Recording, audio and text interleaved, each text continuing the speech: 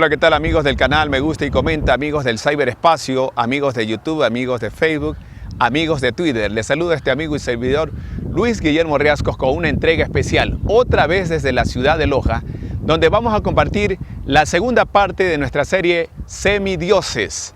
Esta vez vamos a tocar el tema del rey David.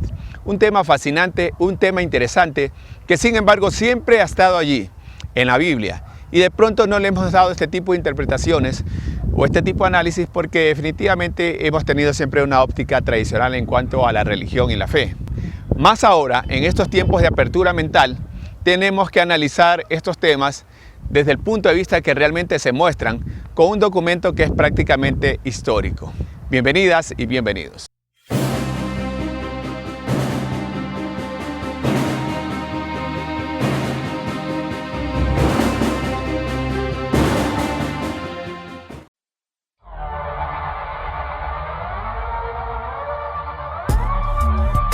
En la cúspide de la creación, los Elohim o poderosos crearon al hombre a su imagen y semejanza.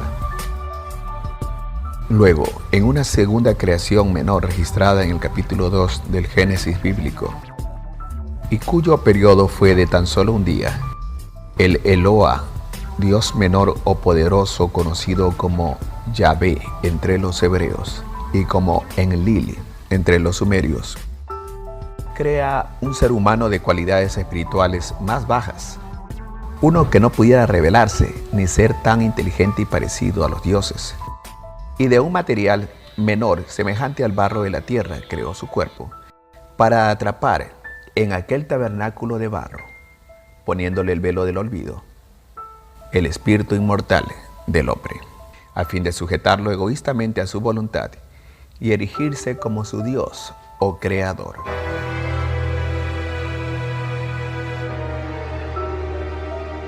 Aquí lo más importante es que el dios sumerio Enlil era el máximo soberano en la tierra, que contaba entre sus filas a los mejores ejércitos y la más avanzada logística a su disposición, para fabular el teatro y el engaño que lo lleva a revestirse con el disfraz de la divinidad ante los seres humanos.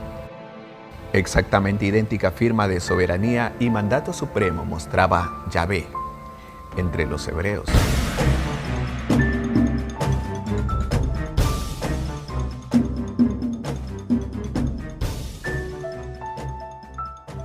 Los dioses superditados a Enlil Yahvé instauraron culturas bajo su mandato para hacerlos enfrentarse entre sí como piezas en un gran tablero de ajedrez.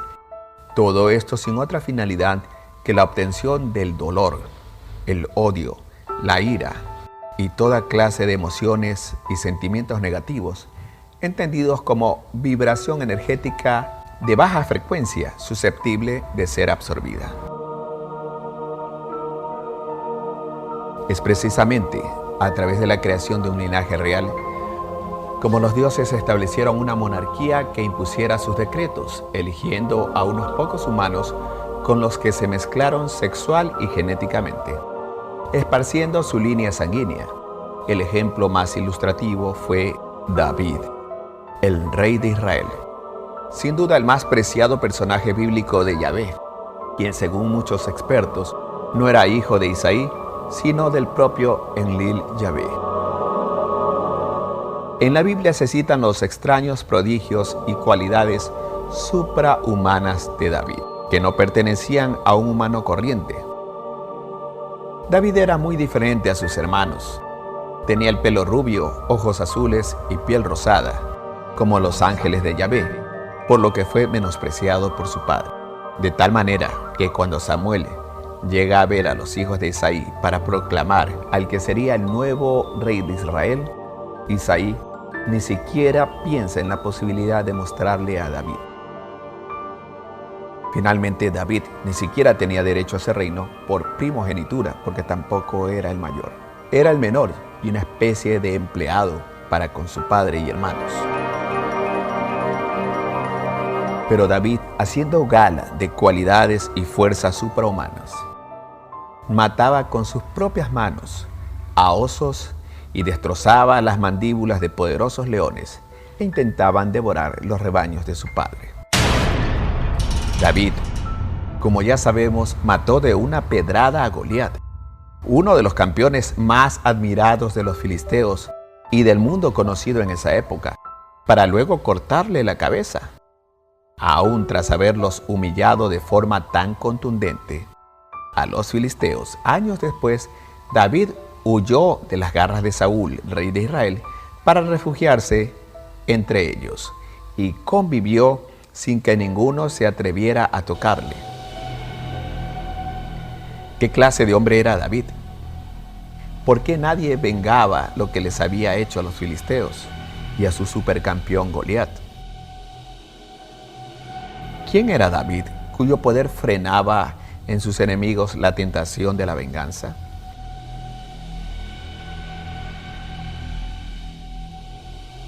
Después, David estuvo largo tiempo del lado de los filisteos, participando en sus masacres contra los judíos, por lo tanto, contra los de su misma sangre.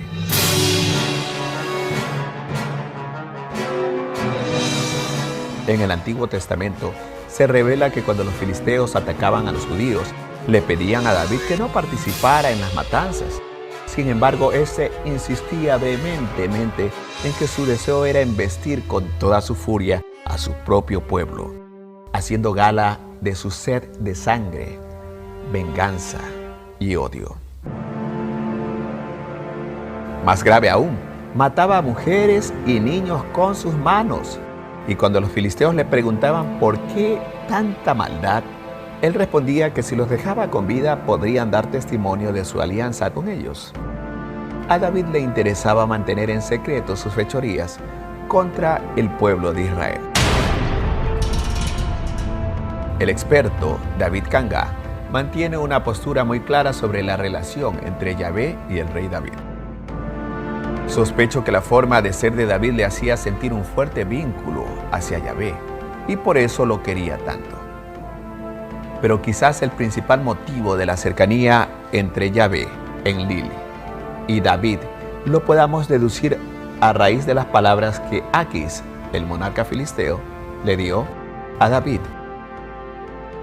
Yo sé que tú eres grato a mis ojos como un ángel de Dios. Esta es la razón de la cercanía entre Yahvé y David, pues sospecho que este no era enteramente humano, sino un ser que, al igual que Enoc, Noé y Abraham, fue concebido mediante la intervención directa de la divinidad. Lo que Yahvé perseguía era esparcir una genética Anunnaki exclusivamente entre los monarcas, que se distinguían por su frialdad y recto cumplimiento de las directrices de un plan de control global sobre el resto de la población.